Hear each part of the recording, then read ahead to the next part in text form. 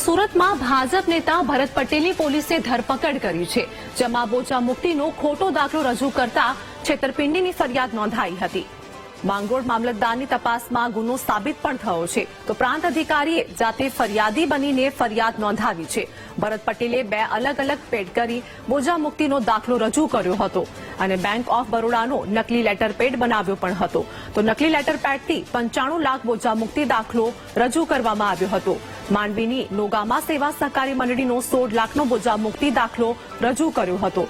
ભરત પટેલે bank of બરોડાની અરેઠ માંડવી શાખામાંથી લોન પણ લીધી હતી। પોતાની જમીન અન્ય વેચાણ દસ્તાવેજ કરી હતી। તો આરોપી ભરત પટેલ માંગરોળ તાલુકા પંચાયતના સભ્ય છે। સંવાદદાતા નિર્મલ અમારી સાથે જોડાઈ ગયા છે। સુરતમાં ભાજપ નેતા ભરત પટેલનો પોલીસે ધરપકડ કરી છે, શું વિવાદ અને શું હાલની વધુ અપડેટ છે? ચોક્કસથી આપી કે ભાજપ નેતા ભરત પટેલ ને ધરપકડ થતા રાજકીય ભૂકંપ શરૂ થયો છે।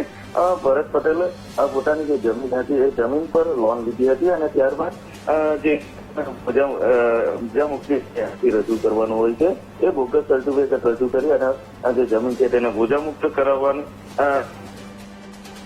મંડળીમાંથી પ્રમુખ છે અને મંડળીમાંથી પણ જે લોન લીધી હતી તેના પણ તેણે બોજા મુક્તિનો દાખલો રજૂ કર્યો હતો। સમગ્ર મામલા જે બેંકના મેનેજર છે તેની સામે તેમની પાસે હતા જાણ કરી હતી અને મામલતદાર દ્વારા તપાસ કરવામાં આવી હતી અને ત્યારબાદ બોગસ લેટર તેમણે રજૂ કર્યો હતો એ ફલિત થયું હતું। માંડવી પ્રાંત દ્વારા ગત રોજ ભરત પટેલ આભાર નિર્મલ, માહિતી આપવા બદલ।